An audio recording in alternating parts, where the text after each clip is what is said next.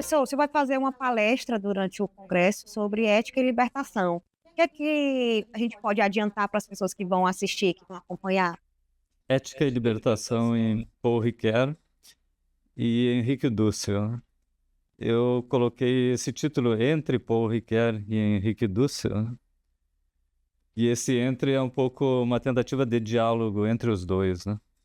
O Paul Ricoeur é um filósofo francês que influenciou bastante a segunda metade do século XX, e Dussel é um filósofo latino-americano, argentino, e que quando eu fazia graduação, ele estava na moda muito. Apesar da gente não ler, todo mundo tinha notícia do Dussel, né? Foi perseguido na Argentina também. E ele, então, ele tem a filosofia da libertação. O Henrique Dussel, ele foi aluno do Paul Ricoeur. E, Eu já ia perguntar, o que é europeu do seu argentino, né? Fazem esse contraponto. sim. E o Dussel, eles têm um chamado diálogo que está publicado. E o Dussel, ele admite que na primeira parte da obra dele, né, sobre a simbólica, o núcleo simbólico, ético, mítico, ele lança a mão da filosofia de Paul Ricoeur. Ele aplica essa simbólica para entender o núcleo ético da cultura latino-americana. Isso é muito importante, uma coisa, essa simbologia, né? Tipo o que a gente vê pelo menos aquelas figuras da Serra da Capivara, né? Então, aquele núcleo ali. E a ética, então, ela se expressa a partir daí. O Dussel, então, ele tem essa ideia a partir do Ricoeur. E, bom, daí ele diz que o Ricoeur serve para entender internamente uma cultura, mas não serve para entender uma cultura dominante em relação a uma cultura dominada, né? Então, esse é o problema do Dussel. E a América Latina tem que passar por um processo de libertação cultural, política, econômica em relação à Europa. Então, é por aí que ele vai nesse sentido. E a segunda fase que ele reconstrói, daí é a questão da narrativa, a partir de Ricoeur também. Então, a identidade de um grupo, a identidade pessoal, ela está vinculada à narrativa. E um terceiro momento é mais a respeito do que o Ricoeur chama de hermenêutica de si, que é essa perspectiva de como a gente se interpreta e como se entende, né? E como nós interpretamos a nossa ação, a nossa ação ética, né? E, bom, aí o Ricoeur e o Dussel, eles se separam mais nesse sentido, porque o Dussel, ele entende que o sujeito que o Ricoeur defende ainda é um sujeito vinculado à modernidade, o que ele tensiona com o que ele chama de colonialidade, que também é outra coisa que hoje está na moda, na filosofia, os estudos. Discutir. Ver assim, esse congresso, esse tipo de evento, né, essa tipo de atividade, contribui para a formação de cidadãos mais conscientes, né, nesse papel da sociedade. Sim, a questão ética, né, é um dos pontos, pelo menos um dos pontos que eu vou tratar. A questão da narrativa também, tanto no Ricoeur quanto na perspectiva do Dussel, né, é um tema que hoje é importante. E eu colocaria duas coisas que hoje na nossa sociedade elas estão, de certa maneira, em tensão, que é a questão das lutas por identidades, e aí nós temos cultura afro-brasileira e todas essas identidades, né? Identidade do Piauí, identidade gaúcha, identidade isso, identidade aquilo, né? Então, tanto na Europa quanto no Brasil e na América, isso aí é uma das coisas importantes. E, de outro lado, então, como equacionar lutas de identidades e lutas por distribuição? Quando a gente mora, assim, por exemplo, esse país Brasil, que é um país grande em culturas, vasto, com muita diversidade, né? E acaba se misturando. Como é que entra esse papel da ética, assim, é apropriação cultural, que não é, ou dentro da filosofia isso não cabe? Isso aí é uma das que o Ricardo tenta equacionar, né? É uma ética, uma moral que ele vai chamar que se guia por regras, né? Então, são princípios que a gente aplica, e de outro lado, uma ética que nasce da cultura, do contexto.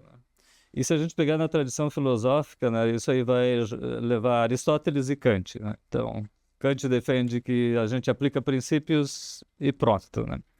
Aristóteles tira uma ética a partir do contexto. O Riquet, ele tem uma posição intermediária que eu acho muito sensata em relação a isso, né?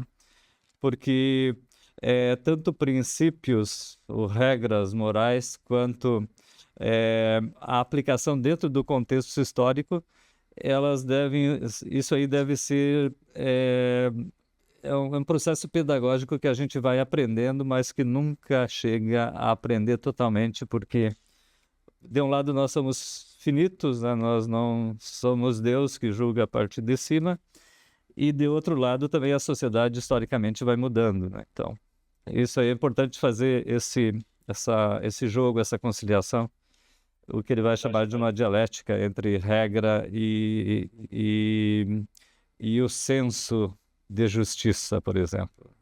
Então, na cultura nós sabemos como agir, a gente tem, e todo dia nós decidimos eticamente ou não, e de outro lado nós temos princípios que nós vamos assimilando no decorrer do tempo e que essa prática vai se transformando em regra também. A gente tinha recebido aqui uma pergunta anteriormente, antes da gente começar aqui, falando dessa onda de conservadorismo que a gente está vivendo no Brasil, na verdade no mundo, né? No olhar da filosofia. Como é que você enxerga isso, professor? Eu diria mais conservadorismo sempre existiu e ideias revolucionárias também, né? Então, eu diria que hoje há mais uma polarização dessas duas tendências e isso aí provocado por uma série de fatores que é difícil de analisar. Mas uma das coisas pode ser as redes sociais, a divulgação rápida e fácil e a opinião que vai sendo jogada e que vai provocando, né? Então, e essa lógica da informática que é sim e não, né? Eu estava fazendo o meu trabalho, Riquet e Dussel, né? E aí eu coloquei no GPT para corrigir, e uma coisa que eu notei é que ele estava botando os dois em conflito, né? E isso aí é um fato hoje na nossa sociedade, né? Eu até brinquei com um colega meu, eu disse, olha, esse site aí, não sei se é de esquerda ou é de direita, mas ele está puxando para um lado de hora para outro e jogando os dois autores em conflito. E a ideia que eu tinha no meu texto não era fazer isso, né? Eu tive que fazer toda uma purificação do texto ali, mas foi interessante para já ter esse tipo de concepção, né? Quando a gente fala assim, o tema de libertação, ele está muito ligado aí a movimentos sociais, né? Mas também Sim. Pode ser aplicado também no desenvolvimento do indivíduo. É isso que vocês falam, assim? Faz essa diferença ou não? O Riquet isso aí até é um tema bastante complexo nos dois, né? Porque o Riquet, ele vai dizer, não, mas a Europa sempre lutou por liberdade, desde o iluminismo e tal, e tal, e tal. E a posição do Dussel é uma posição mais radical no sentido de que a modernidade europeia, a outra face dela é a colonialidade. E até hoje seria ainda uma perspectiva colonial, né? Então, pro Dussel, libertação é pensar a partir da realidade latino-americana, né? E não colonial, né? Professor, na sua visão, assim, quais são os principais desafios éticos que a sociedade brasileira está enfrentando hoje? Eu penso que, em termos de justiça, né, a justiça social é um dos pontos em que o Ricardo trabalha, né? A questão da responsabilidade, que é um tema que ele trabalha, que eu retomei em alguns textos. Hoje, uma observação é que a responsabilidade, em geral, ela estava associada com imputabilidade jurídica, né? Então, é sempre você fez algo e aí você é punido ou não, responsabilizado ou não. Então, a responsabilidade está vinculada ao passado. E agora, com as catástrofes e a questão climática e tal, nós temos que pensar em termos de responsabilidade futura. Então, como imputar alguém por um ato que ele não cometeu ainda? E como fazer com que nós sejamos responsáveis pelas gerações futuras. Isso aí é um problema hoje, né?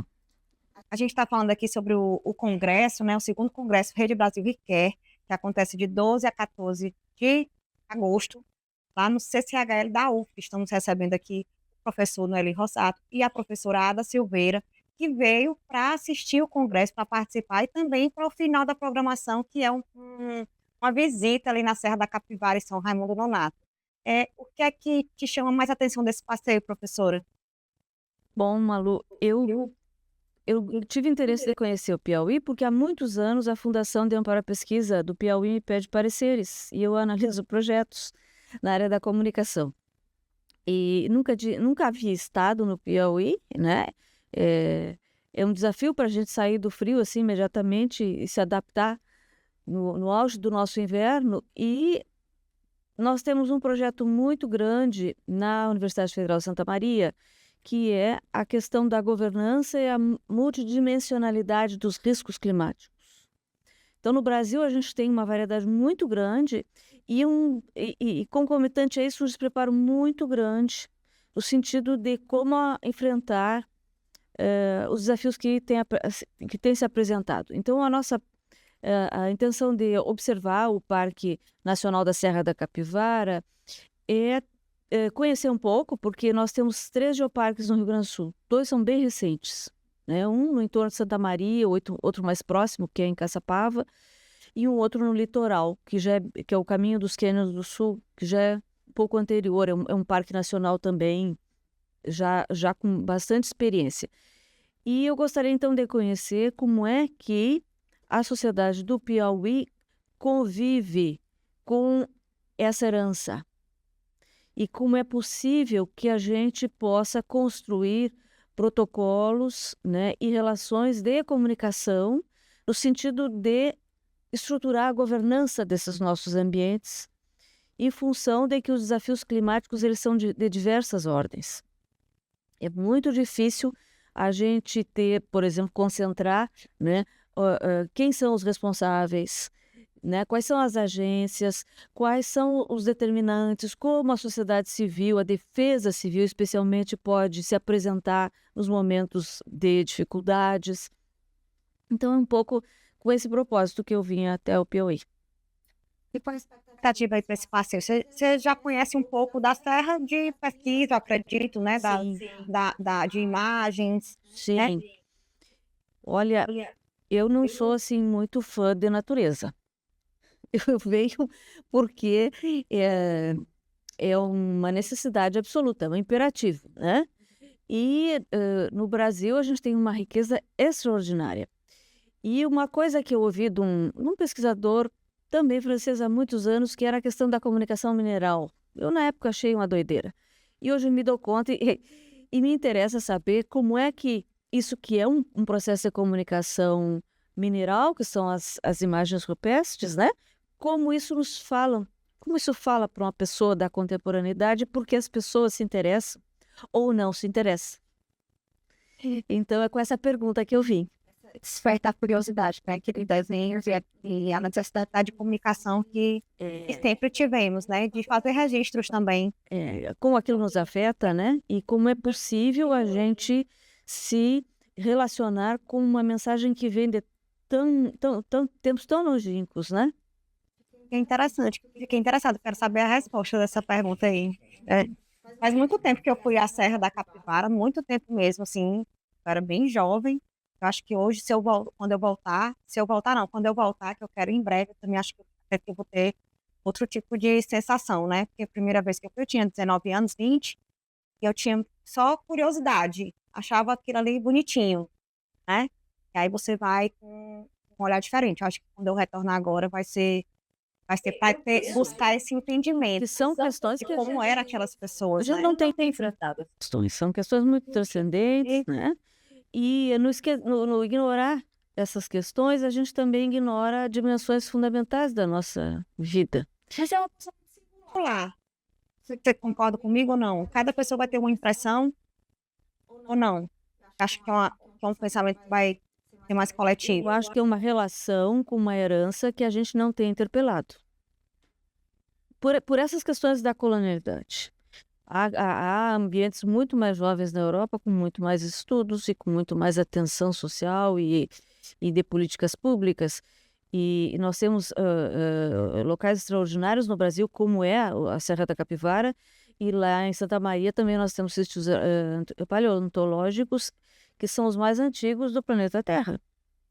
E isso a gente soube há pouco tempo, dessa riqueza extraordinária, né? Então, nós não temos formação ainda para poder avaliar o que isso representa para nós e como é possível observar, relacionarmos, comunicarmos com essa dimensão, ao mesmo tempo que isso nos alimenta sobre essas questões todas climáticas, né? Interessante, professora.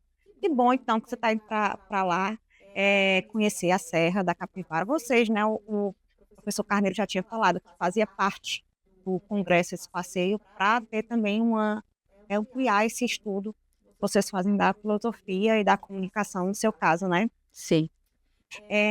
A gente está recebendo aqui, estudando do Portal Piauí hoje, o professor Noeli Rossato e a professora Ada Silveira, que vieram lá do Rio Grande do Sul para participar do segundo congresso Rede Brasil Requer, que acontece na UF nos dias 12, 13 e 14, e a entrada é gratuita.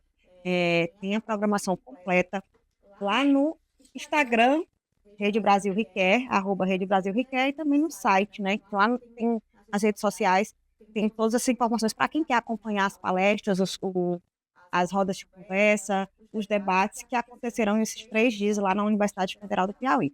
Eu queria agradecer mais uma vez o convite, vocês terem aceitado aqui o convite da gente participar aqui, trazer esse tema que é tão importante ser discutido.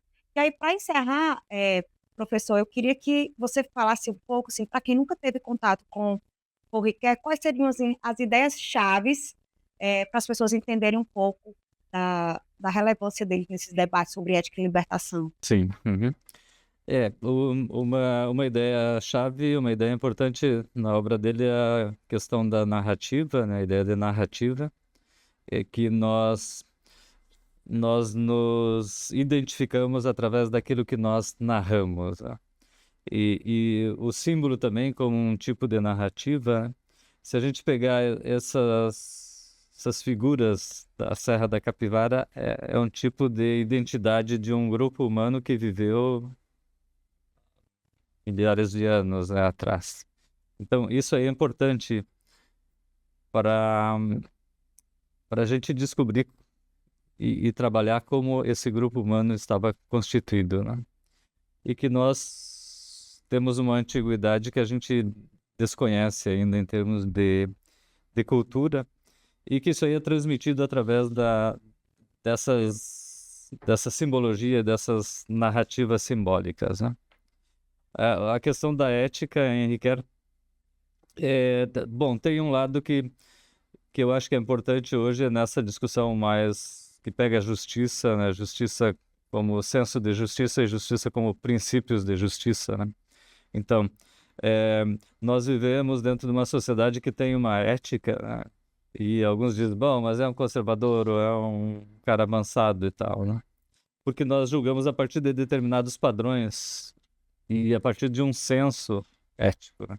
De uma medida, né? Porque senso é uma medida. E de outro lado nós temos princípios que vão se instituindo também, né? Então nós temos instituições que são fortes nesse sentido porque elas têm princípios já impregnados dentro dessa ordem institucional. E Eu penso que hoje no Brasil a gente vive uma certa crise desse âmbito, né? Uma crise da institucionalidade. E tem muitos que apostam na desinstitucionalização justamente para dominar mais uma cultura. Isso aí eu acho que a gente tem que sempre ficar de olho para não baixar a guarda nesse sentido.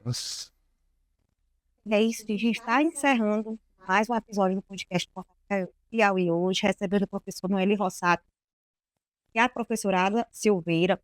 A palestra do professor Noeli é aí de encerramento, né, no dia 14. Então, quem quiser acompanhar, quem se interessou, dá uma olhadinha na programação, o horário, e aí participa, que é aberto ao público. Queria agradecer mais uma vez, professor, professora, pela participação aqui na nossa entrevista.